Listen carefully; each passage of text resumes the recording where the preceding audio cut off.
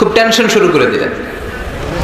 আবু লাহাবের স্ত্রী উম্মে জামিল বলতে শুরু করলো, ইন্না শাইতানাকা কাদ তারাকাক, হে মুহাম্মদ তোমার শয়তান তোমারে তরক করছে।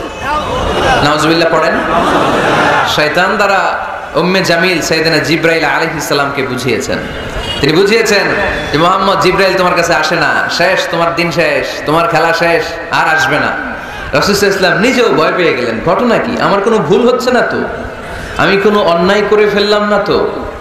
আল্লাহ আমার উপর নাখোশ হলেন না তো? আমরাও মাঝে মাঝে এরকম ফ্রাস্ট্রেশনে ভুগি না?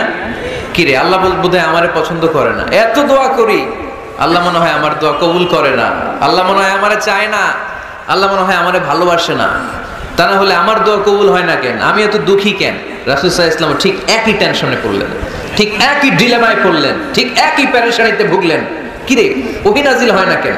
আমাকে নিয়ে কাফির মুশরিকরা, বেদীনরা ঠাট্টা বিদ্রুপ করে, উপহাস করে, কিন্তু আল্লাহ তাআলা কোনো ওহী নাজিল করে না। ঘটনা কি? আমার ভুল হলো না তো? আমি কোনো অন্যায় করে ফেললাম না তো? আল্লাহ আমার উপর নাখোশ হলেন না তো? টেনশন। রাসূল সাল্লাল্লাহু আলাইহি ওয়াসাল্লাম টেনশনে ভুগছেন। ইন দ্য মিন টাইম আল্লাহ রাসূল সাল্লাল্লাহু আলাইহি ওয়াসাল্লামের টেনশন দূর করে দিয়ে আল্লাহ রাসূল সাল্লাল্লাহু আলাইহি ওয়াসাল্লামের মন ভালো করে দেওয়ার জন্য এই সূরা দোহা নাজিল করলেন। কে? আল্লাহ রাসূল যখন টেনশনে হাবুডুবু খাচ্ছেন, তখনই আল্লাহ নাজিল করলেন, ওয়াদ-দুহা ওয়াল-লাইলি ইযা সাজা মা ওয়াদ্দাআকা রাব্বুকা ওয়া মা ক্বালা ওয়ালাল-আখিরাতু খায়রুল লাকা মিনাল উলা ওয়ালাসাউফা ইউ'তিকা রাব্বুকা ফাতারদা। সুবহানাল্লাহ পড়েন। আল্লাহ নাজিল করলেন ওয়াদ-দুহা ওয়াল-লাইলি ইযা সাজা। দুহা মানে আলো। দোহা মানে কি? সকালের আলো, প্রভাতের সূর্য কিরণ। আলো মানে আশার আলো, সম্ভাবনার আলো। আলো বললেই মনের মধ্যে একটা সাহস জাগে না? আর অন্ধকার বললেই ভয় লাগে না? আমাদের ছোট বাচ্চারা বাসার ভিতরে অন্ধকার হলে ভয় পায় না? তার মানে অন্ধকার হচ্ছে ভয়ের প্রতীক, আর আলো হচ্ছে আশার প্রতীক। সুবহানাল্লাহ পড়েন। রাসূল সাল্লাল্লাহু আলাইহি ওয়াসাল্লামকে সান্ত্বনা দেওয়ার জন্য আল্লাহ দুইটা শপথ করলেন। চিল্লায় বলতে হবে, কয়টা? এক হচ্ছে আলোর শপথ, আরেক হচ্ছে অন্ধকারের শপথ। এক হচ্ছে, আরেক হচ্ছে ওয়াদ-দুহা, দোহার শপথ, প্রভাতের সূর্য কিরণের শপথ। ওয়াল-লাইলি ইযা সাজা, নিঝুম নিস্তব্ধ রাতের শপথ। আল্লাহ তাআলা আলো আর অন্ধকারের শপথ দিয়ে মূলত ওহী আশা আর না আশাকে বুঝিয়েছেন। সুবহানাল্লাহ পড়েন। আলোকে আল্লাহ তাআলা ওহীর উপস্থিতির সাথে তুলনা করেছেন। অন্ধকারকে রাব্বুল আলামিন এই সূরার মধ্যে ওহীর অনুপস্থিতিকে বুঝিয়েছেন। আল্লাহ বুঝাতে চাইলেন, নবী আমি আপনারে ভুলি নাই। কেমন করে আমি আপনারে ভুলি? আপনি আমার হাবিব, ঠিক কি না?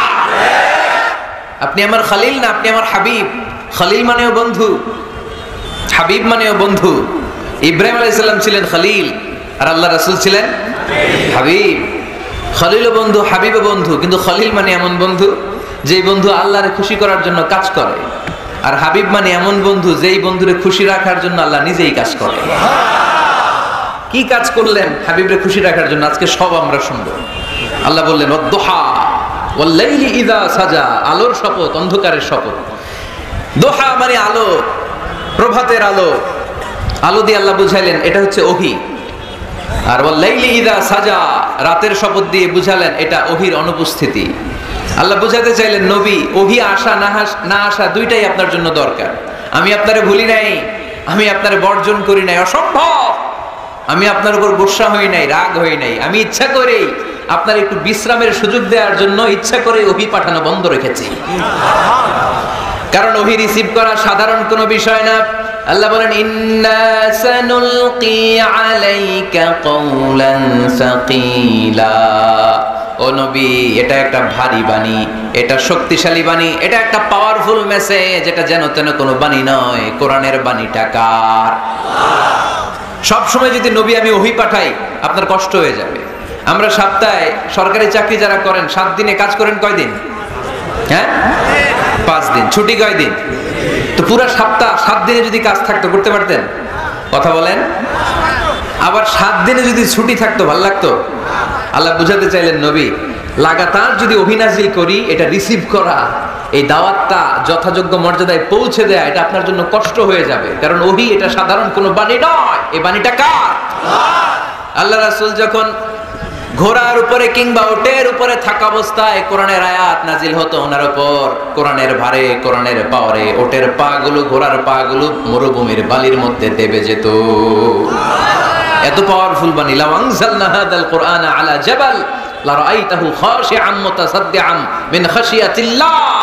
হে নবী, কোরআনকে আপনার কাছে না পাঠিয়ে পাহাড়ে নাজিল করলে, মাউন্ট এভারেস্টে নাজিল করলে, তুর পাহাড়ে নাজিল করলে, আল্পস পর্বতমালায় নাজিল করলে, আলাস্কা মাউন্টেন রেঞ্জ এটার উপর নাজিল করলে, এই ময়মনসিংহের গারো পাহাড়ের উপর নাজিল করলে, মুহূর্তে এই পাহাড়গুলো ভেঙে চুড়ে চুরমার হয়ে খান খান হয়ে যেত।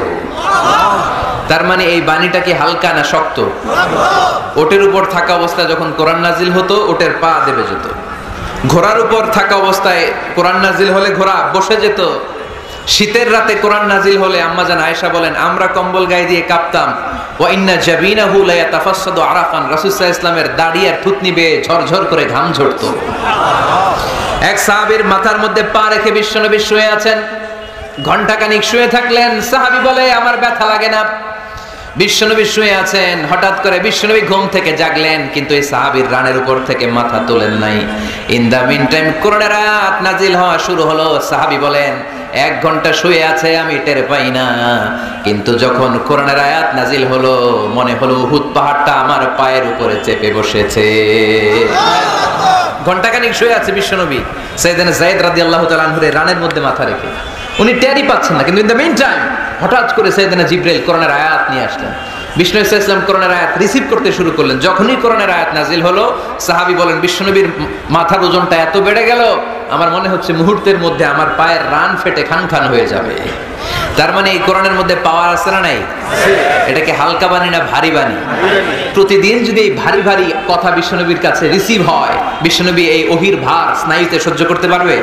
আল্লাহ বলেন নবী আপনার কষ্ট হচ্ছে এটা দেখে আমি ইচ্ছা করে ইন্টেনশনালি ইচ্ছা করে আপনার বিশ্রাম আর রেস্টের ব্যবস্থা রাখার জন্য কয়েকদিন ইচ্ছা করে ওহী নাজিল বন্ধ রেখেছি। কাফিররা বলে আমি আপনারে ভুলে গেছি। নো, নেভার, অসম্ভব। আপনি আমার হাবিব, আপনারে ভুলে যাওয়া আমার পক্ষে অসম্ভব। আমি আপনার উপর রাগ করি নাই, আমি ইচ্ছা করে ওহী নাজিল না করে আপনার কিছুদিনের জন্য ছুটি আর বিশ্রামের ব্যবস্থা করে দিয়েছি। চিল্লায় পড়েন সুবহানাল্লাহ। এজন্য আল্লাহ শপথ করে বললেন ওয়াদ-দুহা ওয়াল-লাইলি ইযা সাজা মা ওয়াদ্দাআকা রাব্বুকা ওয়া মা ক্বালা। আলোর শপথ, অন্ধকারের শপথ। তারপরে বিশ্বনবীরে রব্বুল আলামিন 3টা কনফার্মেশন শোনালেন। কয়টা? প্রথমে 2টা ওথ, মানে 2টা শপথ, তারপরে 3টা কনফার্মেশন, তারপরে 3টা রিমাইন্ডার, এন্ড ফাইনালি 3টা ওয়ার্ক প্ল্যান, মানে কর্মসূচি। বাংলায় বললে প্রথমে আল্লাহ 2টা শপথ করেছেন, তারপরে 2টা কনফার্মেশন করেছেন, মানে আমি আপনাকে কনফার্ম করলাম যে এগুলো আমি আপনাকে দেব। তারপরে 3টা রিমাইন্ডার দিয়েছেন, নবী আগে আপনারা কি দিছি শোনেন। আর সর্বশেষ আল্লাহ তাআলা বিশ্বনবীকে 3টা ওয়ার্ক প্ল্যান দিয়েছেন, মানে কর্মসূচি। চিল্লায় পড়তে হবে সুবহানাল্লাহ। কনফার্মেশন নাম্বার 1, মা ওয়াদ্দাআকা রাব্বুকা ওয়া মা ক্বালা। ও নবী চিন্তা করবেন না, আমি আপনারে ভুলি নাই, আমি আপনারে বর্জন করি নাই। কাফেররা যে বলে আমি আপনারে ছেড়ে দিয়েছি, ভুলে গিয়েছি, না, আমি আপনারে ভুলি নাই, আপনারে ভুলা আমার পক্ষে সম্ভব না। সুবহানাল্লাহ পড়েন। 2 নাম্বার কনফার্মেশন আল্লাহ বললেন ওয়ালাল আখিরাতু খায়রুল লাকা মিনাল উলা। পড়েন ওয়ালাল আখিরাতু খায়রুল লাকা মিনাল উলা। ও নবী দুনিয়ার জীবনের চাইতে আখিরাতের জীবন আপনার জন্য শ্রেষ্ঠ। কিন্তু আমরা দুনিয়ার পিছনে পড়ে থাকি। আল্লাহ বললেন ওয়ালাল আখিরাতু, অবশ্যই আখিরাত, খায়রুল লাকা আপনার জন্য উত্তম, মিনাল উলা এই দুনিয়ার চেয়ে, and verily indeed the hereafter is far better for you than this dunya। অবশ্যই অবশ্যই এই দুনিয়ার ক্ষণস্থায়ী জীবন আপনার জন্য উত্তম নয়, আখিরাত এই দুনিয়ার চেয়ে 1000 গুণ বেশি উত্তম। চিল্লায় এখন সুবহানাল্লাহ। আবার আরেক আয়াতে আল্লাহ বললেন বাল তুসিরুনাল হায়াতাদ দুনিয়া ওয়াল আখিরাতু খায়রুন ওয়া আবাকা। তোমরা এই দুনিয়ার জীবনকে প্রাধান্য দিয়ে থাকো, কিন্তু দুনিয়াটা শ্রেষ্ঠ নয়। আল্লাহর কাছে আখিরাত হলো শ্রেষ্ঠ, আখিরাত হলো স্থায়ী। সুবহানাল্লাহ পড়ুন। তাহলে প্রথমে কনফার্ম করলেন নবী নো টেনশন, নো টেনশন, আমি আপনার সাথে আছি। আল্লাহ যদি সাথে থাকে আর কিছু লাগে? 2 নাম্বার কনফার্মেশন। আচ্ছা আমরা মাঝে মাঝে মেসেজ পাঠালে মেসেজ পৌঁছলো কিনা কনফার্মেশন আছে না? কনফার্মেশন মেসেজ পাঠায় না? একটা টপ আপ করলাম বা ইন্টারনেটের প্যাকেজ নিলাম, এটা অ্যাক্টিভ হলো কিনা একটা কনফার্মেশন মেসেজ আসে না? প্রথম কনফার্মেশন, নবী আমি আপনার সাথে আছি। দ্বিতীয় কনফার্মেশন, নবী এই দুনিয়ায় সাময়িক কিছু কষ্ট করেন কিন্তু আখিরাতে আপনার জন্য কল্যাণ রেখে দিয়েছে কে? তিন নাম্বার কনফার্মেশন, আল্লাহ বললেন ওয়ালা সাউফা ইউতিকা রাব্বুকা ফাতারদা, ও নবী আমি আপনার সাথে আছি, আখিরাতকে আপনার জন্য সাজিয়ে প্রস্তুত করে রেখেছি, আর এই দুনিয়ার বুকে এমন এমন জিনিস আমি আপনারে দান করব, এগুলো পেয়ে দুনিয়ায় আপনি খুশি হয়ে যাবে। এমন এমন জিনিস আমি আপনাকে দেব, and verily I'm going to give you something that will make you happy। ও নবী এমন এমন জিনিস আমি মাক্কি জীবন থেকে শুরু করে until your death, আপনার মৃত্যু পর্যন্ত আমি দেব, এগুলো পেয়ে আপনি খুশি হয়ে যাবেন।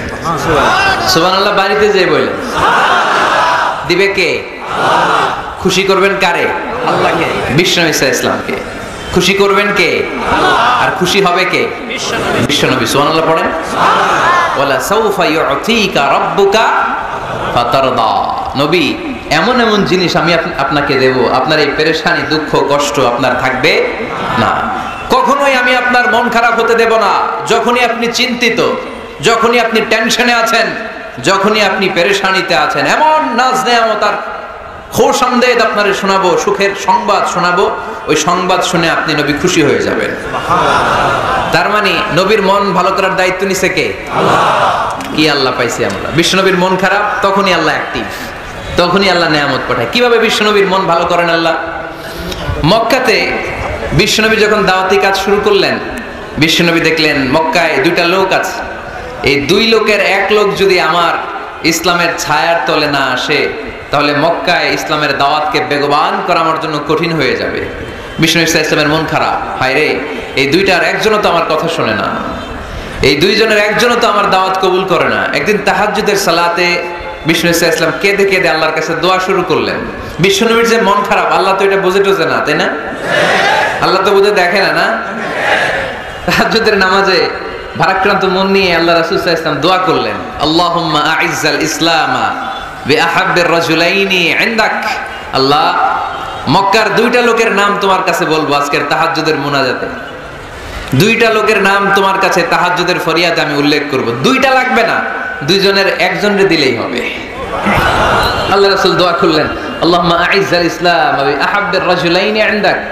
আল্লাহ মক্কার দুইজনের একজনকে আমি চাই, এই দুইজনের যে কোনো একজন যেন কালিমা পড়ে মুসলমান হয়ে যায়। আল্লাহ রাসূল দোয়া করলেন, আল্লাহুম্মা আইজ্জাল ইসলামা বিআহাব্বির রাজুলাইনি ইনদাক বিউমর ইবনুল খাত্তাব আও আবি জাহল ইবনে হিশাম। আল্লাহ হিশামের বেটা আবু জাহেল এরে দাও, নাইলে খাত্তাবের বেটা ওমর রে দাও। সুবহানাল্লাহ পড়বেন না? কিন্তু আল্লাহ রাসূলের দোয়া কবুল হয় না। আল্লাহ রাসূল অপেক্ষা করছেন। ইন দা মিন টাইম সাফা পাহাড়ের পাদদেশে আরকাম ইবনে দারিল আরকামের ঘরে বিশ্বনবী বসে বসে কোরআনের দাওয়াত লুকিয়ে লুকিয়ে দিচ্ছিলেন। সাইয়েদনা ওমর ফারুক তখনও কালিমা পড়েন নাই। তিনি বিশাল একটা নাঙ্গা তলোয়ার নিয়ে বিশ্বনবীকে আক্রমণ করার জন্য যখন দারুল আরকামের ঘরের দিকে ছুটে আসছেন, সাহাবারা বলতে শুরু করলো, নবী আপনি ওই দরজা দিয়ে তাড়াতাড়ি মুহূর্তেই পালিয়ে যান, ওমরে ফারুক তলোয়ার নিয়ে আপনার সামনে চলে এলে রক্ষা নাই।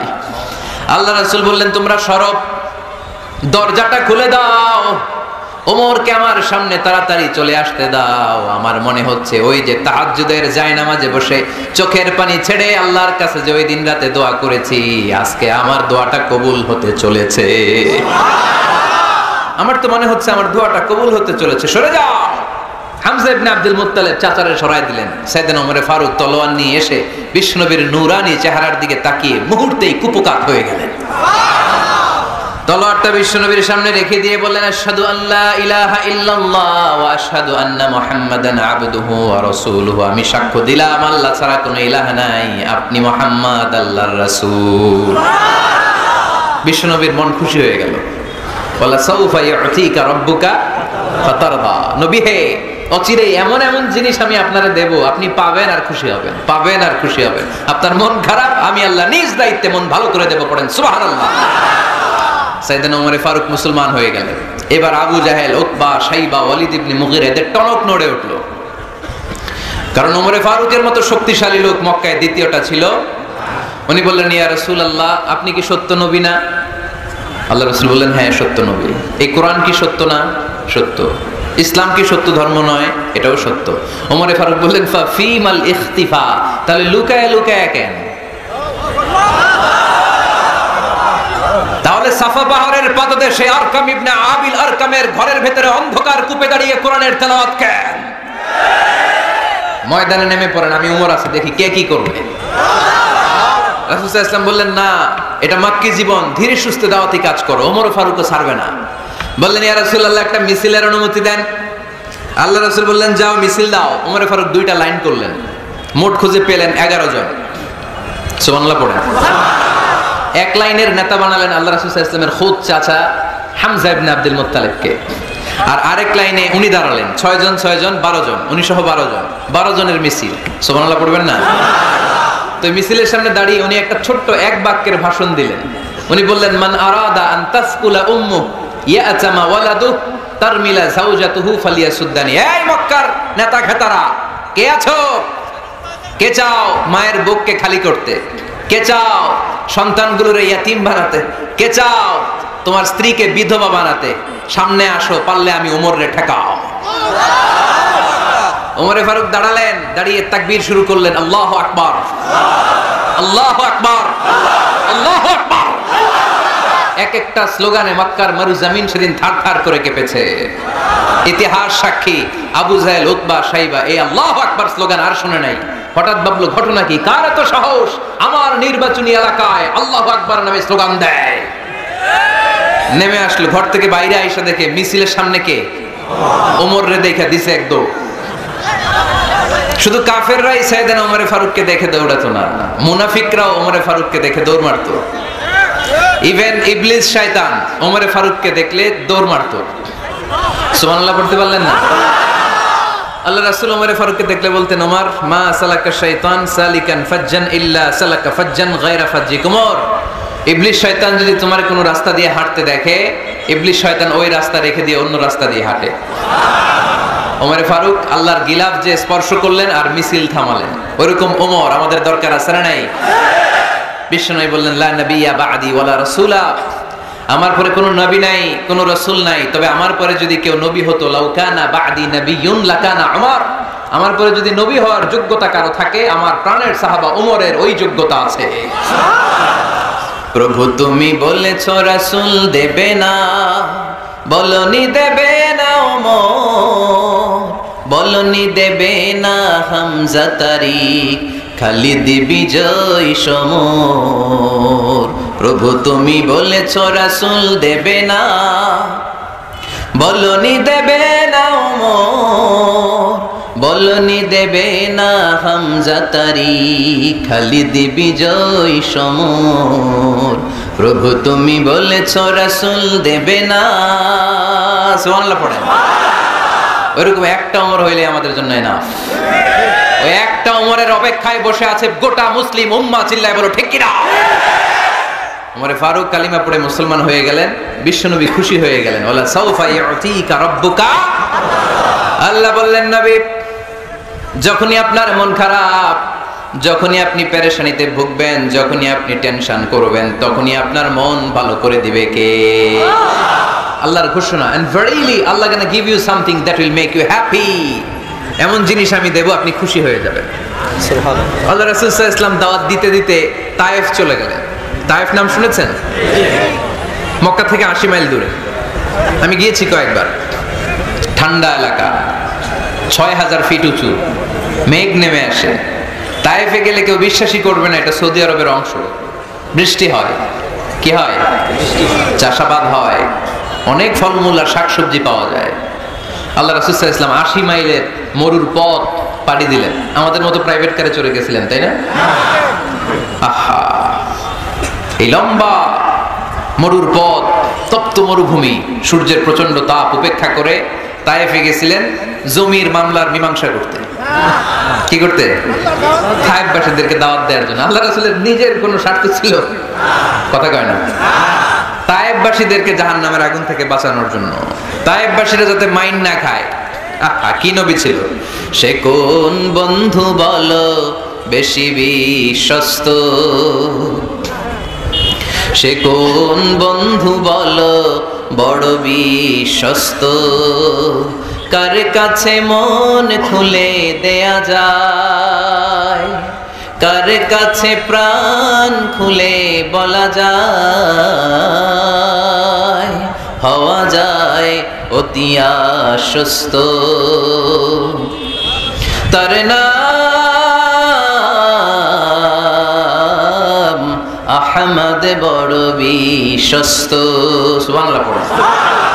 কি দিলদরিয়া নবী ছিলেন, রাহমাতাল লিল আলামিন। I have sent you as a mercy for the entire universe. নবী হে, আমি আপনাকে গোটা বিশ্বের জন্য রহমত করে প্রেরণ করেছি। সুবহানাল্লাহ। রহমতের নবী, দয়ার নবী, দাওয়াত দেওয়ার জন্য 80 মাইলের লম্বা মরুর পথ পাড়ি দিয়ে তায়েফের ময়দানে যখন ছুটে যায়, তায়েফের ছেলেরা বিশ্বনবীর দাওয়াত তো কবুল করেই নাই, বরং বিশ্বনবীর অপমান করেছে, বিশ্বনবীকে লাঞ্ছিত করেছে, বিশ্বনবীর সাথে মারপিট করেছে, বিশ্বনবীর গায়ে পাথর মেরেছে। এই সুশ্রী দেহটা বেয়ে বেয়ে ঝরে ঝরে বিশ্বনবীর গা থেকে টপ টপ করে তায়েফের জমিনে তাজা লাল খুন ঝরেছে। গিয়েছে তায়েফবাসীদের বাঁচানোর জন্য, নিজের কোনো স্বার্থ নাই। তায়েফবাসীরা যেন জাহান্নামের আগুনে না জ্বলে, কিন্তু তায়েফবাসীরা বিশ্বনবীর আঘাত করেছে। তিনটা জায়গায় আমি দেখে এসেছি, জায়গাগুলো তিনটা জায়গায় বিশ্বনবীকে আহত করা হয়েছে। খেয়ে না খেয়ে দিন প্রচারের কাজে নিজেকে দিয়েছ বিলিয়ে, তায়েফের কাফিরেরা চিনল না সে আলো, দুষ্ট ছেলেদের পিছু দিল লেলিয়ে, পাথরের আঘাতে ক্ষত বিক্ষত হয়ে সারা শরীর থেকে রক্ত ঝরে। হে রাসূল তোমাকে ভুলি আমি কেমন করে, হে রাসূল তোমাকে ভুলি আমি কেমন করে, হাজার ব্যথা বেদনার পরে ফিরে আসনি তুমি আপন ঘরে, দিনের আলো তুমি ছড়িয়ে দিতে, চলে গেলে মদিনায় মক্কা ছেড়ে। হে রাসূল তোমাকে ভুলি আমি কেমন করে, হে রাসূল তোমাকে ভুলি আমি কেমন করে। পড়েন আল্লাহু আকবার। খেয়ে না খেয়ে বিশাল পথ পাড়ি দিয়ে দাওয়াত দিলেন, বিনিময়ে পেলেন পাথরের আঘাত, রক্তাক্ত হলেন বিশ্বনবী।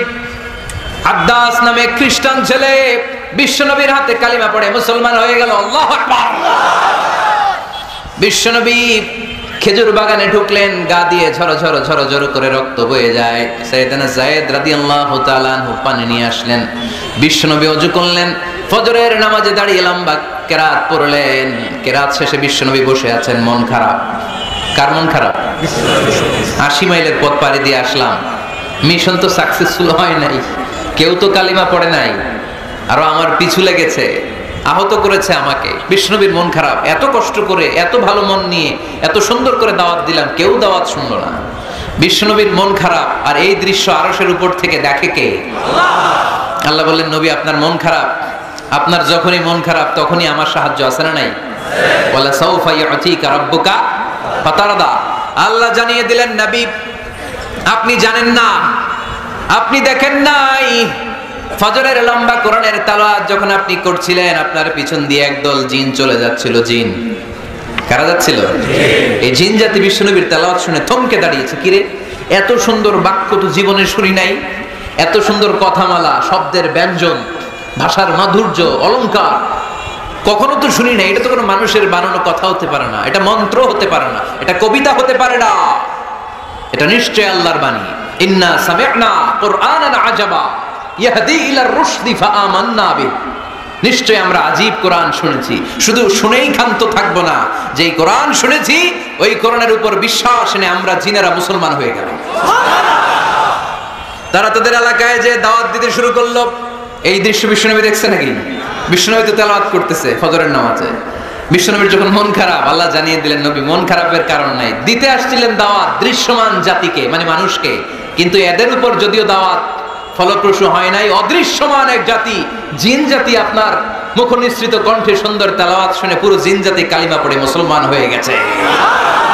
ওয়ালা সাউফা ইউতিকা রাব্বুকা ফাতারদা। নবী যেখানেই আপনি পেরেশান, যেখানে আপনার মন খারাপ, ওখানেই মন ভালো করে দিবে কে? আল্লাহ রাসূল সাল্লাল্লাহু আলাইহি ওয়াসাল্লামের প্রিয়তমা স্ত্রী খাদিজাতুল কুবরা আত-তাহিরা রাদিয়াল্লাহু তাআলা আনহা ইন্তেকাল করলেন। রাসূল সাল্লাল্লাহু আলাইহি ওয়াসাল্লামের হৃদয়টা ভেঙে খান খান হয়ে গেল। চাচা আবু তালেব ইন্তেকাল করলেন, হৃদয়টা ভেঙে খান খান হয়ে গেল। চারদিক থেকে শত্রুতা বাড়তে শুরু করলো, কোন দিক থেকে সাহায্য নাই। বিশ্বনবী আবার পেরেশান, কই যাব, কোথায় গেলে আশ্রয় পাবো? আমার তো কেউ নাই, কেউ আমার দুনিয়ায় বেঁচে নাই। প্রাণাধিক প্রিয় স্ত্রী খাদিজাতুল কুবরা দুনিয়া ছেড়ে বিদায় নিল। যেই চাচা আমার শেল্টার দিয়ে রাখতো কাফেরদের হাত থেকে, চাচাও চলে গেল। এখন আমি কই যাব? আল্লাহ বললেন, কই যাবেন? জায়গা পান না, আমার আরশে চলে আসেন, আমার আরশে চলে আসেন। সুবহানাল্লাযী আসরা বিআবদিহি লাইলাম মিনাল মাসজিদিল হারামি ইলাল মাসজিদিল আকসা। সুবহানাল্লাহ পড়ুন। সাইয়েদনা জিবরাইলকে দিয়ে আল্লাহ সারপ্রাইজ দিলেন তার নবীকে। কি দিলেন? সারপ্রাইজ শব্দটার সাথে পরিচিত না আমরা? হঠাৎ করে কাউকে এমন কিছু দেখালাম বা দিলাম সে কল্পনাও করে নাই। সাইয়েদনা জিবরাইল মারফত আল্লাহ তাআলা তার প্রিয় হাবিবকে সারপ্রাইজ দিলেন। তিনি তার চাচাতো বোনের ঘরে শুয়েছিলেন, হঠাৎ করে সাইয়েদনা জিবরাইল ঘরের ছাদকে উঠিয়ে ফেললেন, বিশ্বনবীকে শাঁ করে নিয়ে হাতিমে শুইয়ে দিলেন, গলার এখান থেকে নাভি পর্যন্ত ছিঁড়ে ফেললেন। এটাকে বলে ওপেন হার্ট সার্জারি। শাক্কে সাদার, সিনা চাক করলেন। আল্লাহ রাসূলের হৃদয় বের করে জামজামের পানি দিয়ে ধৌত করলেন। হৃদয়ে নূর, ঈমান, হিকমা, প্রজ্ঞা দিয়ে হৃদয়টারে আবার পরিপূর্ণ করলেন, আবার সেলাই করে দিলেন। তারপরে সরাসরি এখান থেকে বাইতুল মাকদাস, ওখান থেকে আল্লাহর আরশে নিয়ে গেলেন। আল্লাহ সাউফা ইউতিকা রাব্বুকা ফাতারদা। নবী, এমন এমন জিনিস আমি আপনারে দেব, আপনি তো নিয়ে কুল পাবেন না। যখনই আপনার মন খারাপ, তখনই আমার দেয়া নেয়ামত আপনার জন্য আছে না নেই? মেরাজে চলে গেলেন, রবের সাথে সাক্ষাৎ করে দুনিয়ায় আসলেন। আসার পরে মক্কার লোকেরা আবার বিশ্বনবীকে হত্যার ষড়যন্ত্র শুরু করে দিল। বিশ্বনবী ডানে যাওয়ার জায়গা পায় না, বায়ে যাওয়ার জায়গা পায় না, সামনেও যেতে পারে না, পেছনেও যেতে পারে না। আল্লাহ বললেন, নবী এই এলাকায় আর থাকার দরকার নাই, আপনি মদিনায় চলে যান। তওবা, তাইবা, মদিনাতুন নবী, পবিত্র শহর, যে শহরের মাটিতে বরকত, যে শহরের বালুতে বরকত। চিল্লায় পড়েন সুবহানাল্লাহ। বিশ্বনবী আল্লাহ তাআলার আদেশে এই কষ্টকর পরিস্থিতি থেকে উত্তরণের জন্য মক্কা থেকে মদিনায় গেলেন। মদিনায় যাওয়ার সাথে সাথে লোকজন গাইতে শুরু করলো, তালাআল বাদরু আলাইনা মিন সানিয়াতিল ওয়াদা ওয়াজাবা শুকরু আলাইনা মাদাআ লিল্লাহি দা আইয়ুহাল মাবউসু ফিনা جئت من أمر المطاع جئت شرفت المدينة مرحبا يا خير دا সবাই পড়েন طلع البدر علينا من ثنيات الوداع وجب الشكر علينا ما دعا لله دا সুবহানাল্লাহ পড়েন। মক্কায় অত্যাচার, মক্কা থেকে গেলেন, সবাই ফুল নিয়ে দাঁড়ায় আছে, আর পড়তে আরম্ভ করছে তালা আল বদরু আলাইনা। আবার বৃদ্ধ বনিতা, মদিনার ছোট বড় মাঝারি নারী পুরুষ কেউ বাদ যায় নাই, সবাই বিষ্ণু ইসা ইসলামকে ওয়েলকামিং রিসেপশন দেওয়ার জন্য চলে এসেছে। দৃশ্য দেখে বিশ্বনবীর মন খারাপ ছিল, আবার মন ভালো হয়ে গেল। এজন্য আল্লাহ বললেন, ওয়াদ-দুহা ওয়াল-লাইলি ইযা সাজা মা ওয়াদ্দা'আকা রাব্বুকা ওয়া মা ক্বালা ওয়ালাল-আখিরাতু খায়রুল লাকা মিনাল উলা ওয়ালাসাউফা ইউ'তিকা রাব্বুকা ফাতারদা। সুবহানাল্লাহ পড়েন আওয়াজ করে, ওয়ালাসাউফা ইউ'তিকা রাব্বুকা ফাতারদা। হে নবী, এমন এমন জিনিস দিব আপনি খুশি হয়ে যাবেন, খুশি হয়ে যাবেন। মদিনাতে যে আল্লাহ রাসূল সাল্লাল্লাহু আলাইহি ওয়াসাল্লাম মসজিদে নববী প্রতিষ্ঠা করলেন, আল্লাহ তাআলা কিবলা চেঞ্জ করে দিলেন। আগে পড়তো মক্কার দিকে নামাজ, এখন পড়ে ফিলিস্তিনের দিকে নামাজ। 16 থেকে 17 মাস রাসূল সাল্লাল্লাহু আলাইহি ওয়াসাল্লাম ফিলিস্তিনের দিকে, মানে ইহুদিরা যে দিকে নামাজ পড়ে ওই দিকে হয়ে নামাজ পড়লেন। কারণ আদেশটা কার? জোরে বলেন সবাই, আদেশটা কার? কিন্তু নবীর মন মানে না। নবীর মনে বড্ড আশা, আমার জন্মস্থান, আমার প্রিয় শহর মক্কার কাবা ঘরের দিকে যদি আমি সেজদা দিতে পারতাম আমার বড্ড ভালো লাগতো। কারণ কাবা আমার জন্মস্থান, মক্কা আমার জন্মস্থান, আমার বংশের গোড়া, আমার আদি পিতা ইসমাইল ইব্রাহিম এই কাবা ঘর নির্মাণ করেছে। তাই প্রত্যেকটা নামাজের পরে বিশ্বনবী আকাশের দিকে তাকায়, মনে মনে ভাবে কাবা যদি চেঞ্জ হয়ে যেত, কিবলা যদি আল্লাহ পরিবর্তন করে দিত কতই না ভালো হতো। নামাজ শেষে বিশ্বনবী দুঃখ নিয়ে উপরে তাকায়, আল্লাহ তো আর দেখে টেকে না, তাই না? দেখে দেখে। আল্লাহ বলে কাদ নারা তাকাল্লুবা ওয়াজহিকা ফিস সামাই, ও নবী আপনি যে আকাশের দিকে তাকিয়ে মন খারাপ করে মনে মনে বিড়বিড় বিড়বিড় করে কি কি বলেন সব আমি জানি, সব আমি দেখি।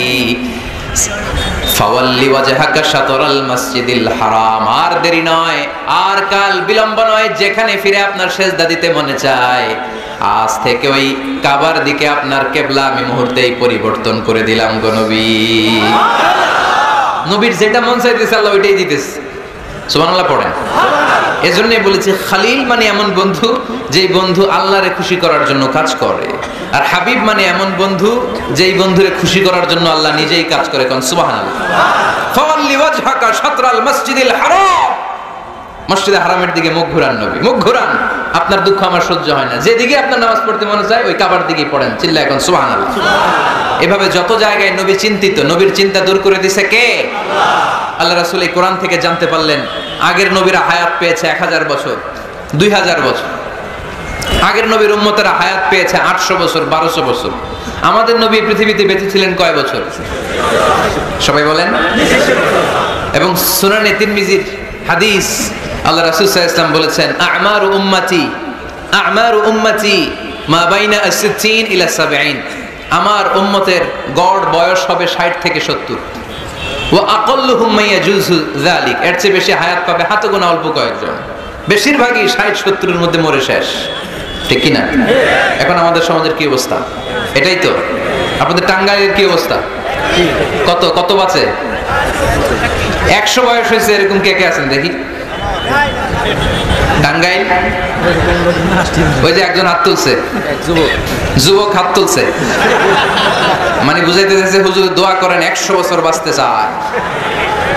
আচ্ছা 80 বছর কার আছে দেখি? 80 পাওয়া যাবে বোধহয় দুই একটা। ওই যে মাশাআল্লাহ মাশাআল্লাহ মাশাআল্লাহ, এই চাচারা আছে, আল্লাহ কবুল করুক, আল্লাহ আরো হায়াত বাড়ায় দেখ। 50 আছেন কে কে দেখি? 50 অনেক অনেক, হাত নামান হাত নামান, অনেক হায়াত পেয়েছেন আপনারা, আল্লাহ আরো হায়াত দেখ, আরো হায়াত দারাজ করুক পরি আমিন। আমার উম্মতি মা বাইনা 60 ইলা 70, আমার উম্মতের গড় বয়স হবে 60 থেকে 70। এই কথা শোনার পরে বিশ্বনবী আবার কাঁদতে শুরু করলেন, কারণ বিশ্বনবীর টেনশন হচ্ছে আগের উম্মতের হায়াত পাইছে বেশি, ইবাদত করছেও, আমার উম্মত হায়াত পাইছে কম, ইবাদতের সুযোগও। হায় রে, আমার উম্মতের কি হবে? আমার উম্মতের কি হবে? এই নবী তো এমন নবী, সব নবীকে আল্লাহ একটা দোয়া করার সুযোগ দিয়েছিলেন, যে দোয়াটা করা মাত্রই কবুল। এটাকে আরবিতে বলে দাওয়া মুস্তাজাবা, লিকুল্লি নবিয়িন দাওয়া মুস্তাজাবা। সব নবীকে আল্লাহ একটা করে দোয়া করার সুযোগ দিয়েছে, আর এই দোয়াটা করা মাত্রই কবুল। আর সব নবীরা দুনিয়াতেই ওই দোয়া করে ফেলেছে। আল্লাহ রাসূল সাল্লাল্লাহু আলাইহি ওয়াসাল্লাম বলেছেন ওয়া ইন্নী আখতাবিউ দাওয়াতি শাফাআতান লি উম্মতি ইয়াউমাল কিয়ামা, ওই দোয়াটা আমি দুনিয়ায় করি নাই, ওই দোয়াটা আমি তোমাদের জন্য কিয়ামতের ময়দানে যাতে তোমাদেরকে সুপারিশ করে জান্নাতে ঢুকাতে পারি ওই জন্য রেখে দিয়েছি। কত কষ্টে বিষ্ণু ইসলাম ছিলেন, খাবার ছিল না, পেটে পাথর বেঁধেছেন। যদি বলতেন আল্লাহ ওই দোয়াটা করলাম আপনি খাবার দেন, জান্নাতের খাবার পাঠিয়ে দিত কে? উহুদের ময়দানে দাঁত ভেঙেছেন, রক্ত ঝরেছে, যদি দোয়াটা করতেন মুহূর্তে বিজয় দিত কে? কোন পরিস্থিতিতে ওই দোয়াটা বিশ্বনবী করছেন? রেখে দিয়েছে। দেখেন অন্য নবীর সাথে আমার নবীর অ্যাটিটিউডে পার্থক্য। অন্য নবীরাও চাইলে রাখতে পারতো এদের উম্মতের জন্য, না, বিপদের দিনে ওটা কাজে লাগায় ফেলছে। প্রত্যেক নবী একটা করে দোয়া করার সুযোগ পেয়েছিল, যে দোয়াটা করা মাত্রই কবুল। সব নবীরা দুনিয়াতেই শেষ, একমাত্র শুধুমাত্র কেবলমাত্র আমার আর আপনার নবী ছাড়া রেখে দিয়েছেন তিনি, রেখে দিয়েছেন ওই দোয়া আমাদের জন্য, আমার জন্য, আপনার জন্য, আমাদেরকে বাঁচানোর জন্য ওই দোয়া রেখে দিয়েছে। চিল্লায় বলেন ঠিক না? রেখে দিয়েছেন। কাঁদতে লাগলেন, আল্লাহ আগের উম্মতেরা হায়াত পেয়েছে 1000 বছর, ইবাদত করেছে বেশি, আমার উম্মতেরা 60 আর 70 এর মাঝখানে মরলে এদের নসিবে কি হবে? আমার উম্মতের তো ইবাদতের সংখ্যা কম। আবার কান্না শুরু করলেন, মন খারাপ। আল্লাহ দেখে নবীর যে মন খারাপ আল্লাহ দেখে। আল্লাহ নাজিল করলেন ইন্না আনজালনাহু ফি লাইলাতিল কদরি ওয়া মা আদরাকা মা লাইলাতুল কদর লাইলাতুল কদরি খায়রুম মিন আলফি শাহর। সুবহানাল্লাহ পড়েন। আল্লাহ বলে নবী আপনি কাঁদবেন না, আপনার চোখের পানি আমার সহ্য হয় না। অন্যান্য নবীর উম্মতদেরকে হায়াত দিয়েছি বেশি, কদরের রাত দেই নাই। আপনার উম্মতকে যদিও হায়াত লম্বা দেই নাই, কিন্তু আপনার উম্মতকে আমি লাইলাতুল কদরের রাত দিয়েছি গো নবী। লাইলাতুল কদরি খায়রুম মিন আলফি শাহর, হাজার মাসের চেয়ে সেরা। এই এক কদরের রাতে যদিও 60 থেকে 70 বছরের মধ্যে মারা যাবে, কিন্তু এই এক কদরের রাতে ইবাদত করলে 1000 বছর ইবাদত করলে যে সওয়াব, তার চেয়েও বেশি সওয়াব আপনার উম্মতের আমলনামায় ঢুকায় দিবে কে? আল্লাহ। খায়রুম মিন আলফি শাহর, 1000 বছর। 1000 বছরে হয় 83 বছর 4 মাস। আলফি শাহর 1000 মাস, 1000 মাসে হয় 83 বছর 4 মাস। এজন্য কদরের রাতে ইবাদত করতে রাজি আছেন তো? বিশ্বনবীর যেখানেই মন খারাপ, মন ভালো করে দেয় কে? আল্লাহ। সর্বশেষ কিয়ামতের ময়দানে মাকামে মাহমুদে বিশ্বনবী সিজদায় পড়ে কাঁদবেন। আল্লাহ বলবেন জিব্রাইল যাও, দুনিয়ায় কান্না সহ্য করতে পারি নাই, আজ কিয়ামতের ময়দানেও আমি আমার নবীরে কাঁদতে দেব না। ইযহাবিয়া জিব্রাইল কুল্লাহু মা ইউবকিক, যে আমার নবীরে বলো নবী আপনি কাঁদেন কেন? সাইয়েদনা জিব্রাইল যে বললেন নবী আল্লাহ জিজ্ঞেস করেছেন আপনার কান্নার কারণ কি। বিশ্বনবী তখনও সিজদা থেকে মাথা তোলেন না, সিজদায় পড়ে উত্তর দেয় উম্মতি উম্মতি উম্মতি উম্মতি রব্বি হাবলি উম্মতি। আল্লাহ আমার গুনাহগার উম্মতের কি হবে? আল্লাহ আমার উম্মতের কি হবে? আল্লাহ আমার উম্মতের কি হবে? আল্লাহ বললেন জিব্রাইল তাড়াতাড়ি যাও, আমার নবীর কান্না আমার সহ্য হয় না। আমার নবীর কানে কানে যে বলো ইন্না সানুরদিকা ফি উম্মাতিক, দুনিয়াতে যেমনি আপনি পেরেশান অবস্থায়, মন খারাপ অবস্থায় আমি আপনার মন ভালো করে দিয়েছি, আজকে আপনার উম্মতের ব্যাপারেও এমন একটা ঘোষণা আসবে, ওই ঘোষণা পেয়ে আপনি আজও খুশি হয়ে যাবেন গো নবী, আজও খুশি হয়ে যাবেন। এর ফারাসা নবী আপনি মাথা তোলেন, মাথা তোলেন, আর সিজদায় পড়ে থাকবেন না। এর ফারাসা মাথা তোলেন। সাল তুতা, কি চাইবেন চান দিয়ে দেব। ওয়াশফা তুশাফা, যার জন্য রেকমেন্ডেশন করবেন, যার জন্য সিগনেচার করে দিবেন, যার জন্য সুপারিশ করে দিবেন, তার সুপারিশই কবুল করে নেব। চিল্লায় কোন সুবহানাল্লাহ। এরপর বিশ্বনবী সুপারিশ করতে শুরু করবেন আর আমাদেরকে জান্নাতে ঢোকাতে শুরু করবেন। তারপরেও নবী ক্ষান্ত হবেন না। এরপর একটা পতাকা হাতে নেবেন, ওই পতাকার মধ্যে লেখা আলিফ লাম হা মিম দাল, মানে আলহামদু, লিওয়াউল হামদ, প্রশংসার পতাকা। ওইটা নিয়ে জান্নাতের দরজার সামনে দাঁড়াবেন। তখনও পেরেশান, সবাইকে নিয়ে, উম্মতের সব জান্নাতীদেরকে নিয়ে বিশ্বনবী দরজার সামনে দাঁড়িয়ে নক করবেন। ভিতর থেকে জিজ্ঞেস করা হবে মান আনত, কে আপনি? আল্লাহ রাসূল বলবেন আনা মুহাম্মদ। তখন রক্ষী ফেরেশতা বলবে ঠিক আছে, আল্লাহ বলেছে আপনার আগে কারো জন্য যেন এই দরজা না খুলি। মুহূর্তের মধ্যে জান্নাতের দরজা খুলে দেয়া হবে। বিশ্বনবী প্রশংসার পতাকা নিয়ে সব উম্মতকে নিয়ে জান্নাতে ঢুকে যাবে। ওয়ালা সাউফা ইউতিকা রাব্বুকা ফাতারদা। নবী গো আপনি নিরাশ হবেন না, ভয় পাবেন না, হাল ছেড়ে দিবেন না, আমার উপরে ভরসা রাখেন। আপনার বিপদ আছে যেখানে, আমি আল্লাহ বিশ্বনবী যেখানে বিপদে পড়েছেন, বিপদ থেকে উত্তরণ করেছে কে? এরপরে বিশ্বনবীর আল্লাহ স্মরণ করায় দিচ্ছেন নবী আলম ইয়াজিদিকা ইয়াতীমান ফাআওয়া ওয়া ওয়াজাদাকা দাল্লান ফাহাদা। সুবহানাল্লাহ পড়ুন। তার মানে শপথ, রাতের শপথ, দিনের শপথ শেষ, কনফার্মেশন শেষ, এবার রিমাইন্ডার স্মরণ করায় দিচ্ছে নবী গো আলাম ইয়াজিদকা ইয়াতীমান ফাআওয়া, আমি কি আপনার ইয়াতীম পাই নাই? আল্লাহ রাসূল সাল্লাল্লাহু আলাইহি ওয়াসাল্লাম যে ইয়াতীম ছিল জানেন? দুনিয়ায় আসার আগেই বাবা হারিয়েছেন, 6 বছর বয়সে মা হারিয়েছেন, মা ইন্তেকালের পরে দাদা আব্দুল মুত্তালিবের কাছে মানুষ হয়েছেন মাত্র 2 বছর। আল্লাহ রাসূলের বয়স যখন 8, দাদাকেও হারিয়েছেন।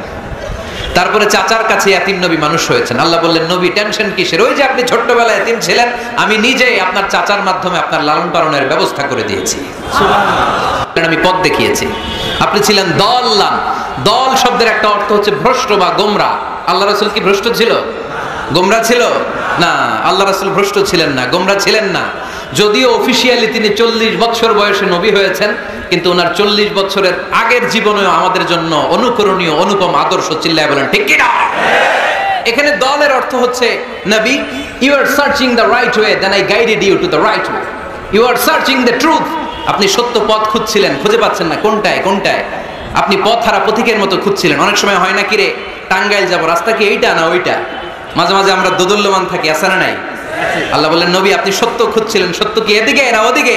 আমি বললাম নবী ওই দিকে নয়, আপনি এই দিকে যান, এভাবে আমি আপনার পথ দেখিয়েছি। চিল্লায় এখন সুবহানাল্লাহ। আমরা যখন পথ ভুলে যাই, পথ দেখায় কে? জোরে বলতে হবে কে? আল্লাহ।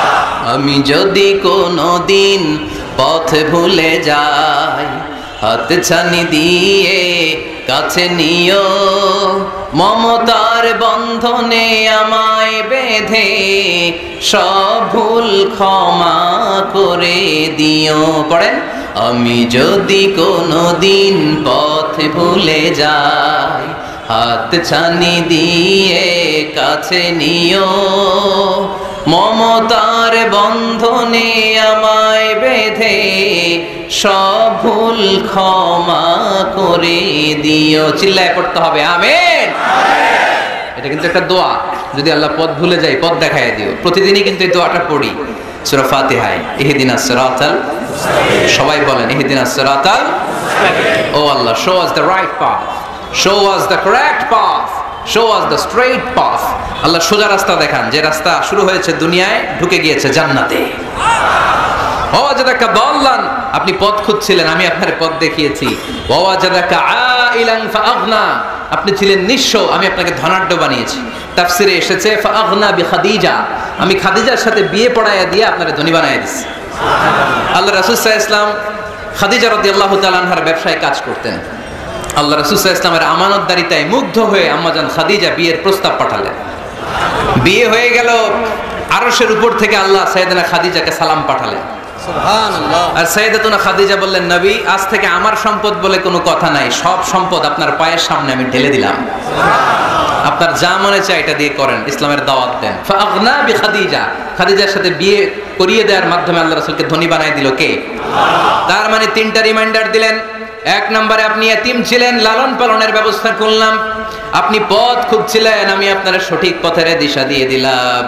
আপনার টাকা পয়সা ছিল না, আমি আল্লাহ আপনারে ধনী বানিয়ে দিলাম। সুবহানাল্লাহ পড়েন। এবার তিনটা কর্মসূচি, কয়টা? আওয়াজ করে বলতে হবে কয়টা? এক নাম্বার কর্মসূচি ফাআম্মাল ইয়াতীমা ফালা তাকহার, নবী হে খবরদার এতিমদেরকে ধমক দিবেন না, এতিমদেরকে তাড়িয়ে দিবেন না, কারণ আপনি নিজেই তো ইয়াতিম ছিলেন, ঠিক কিনা? এজন্য রাসূল সাল্লাল্লাহু আলাইহি ওয়াসাল্লাম ইয়াতিমের দরদ বুঝতে বেশি, সব সময় ইয়াতিমদেরকে আদর করত। আর যারা ইয়াতিমদেরকে আদর করে তাদেরকে আল্লাহ রাসূল পছন্দ করতেন বেশি। পড়েন সুবহানাল্লাহ। সুবহানাল্লাহ। আপনারা ইয়াতিমদেরকে লালন পালন করেন, কয়েকজন ইয়াতিমের দায়িত্ব নিয়েছেন বা ইয়াতিমখানায় সম্পদ দান করেন, সাদাকা করেন, এরকম কে কে আছেন দেখি? মাশাআল্লাহ, আল্লাহ তুমি কবুল করো। হাত নামান। ইয়াতিমদেরকে দান করবেন, তাদের ওখানে সাদাকা করবেন। আল্লাহ রাসূল বলেছেন আনা ওয়া কাফিলুল ইয়াতীমি কাহাতাইন, খেয়াল করেন আমার আঙ্গুলের দিকে, আনা ওয়া কাফিলুল ইয়াতীমি কাহাতাইন, আমি আর ইয়াতিমের রক্ষণাবেক্ষণকারী কিয়ামতের দিন প্রতিবেশীর মতো পাশাপাশি থাকব।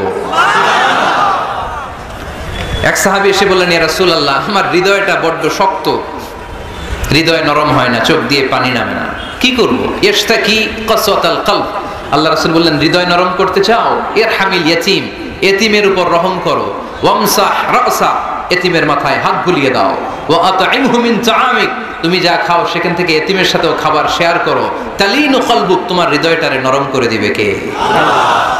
এজন্য যাদের চোখ দিয়ে পানি আসে না, হৃদয় বড্ড শক্ত, কবে যে লাস্ট কাঁদছিলেন ভুলে গেছেন, এরকম আছে না নাই? আছে।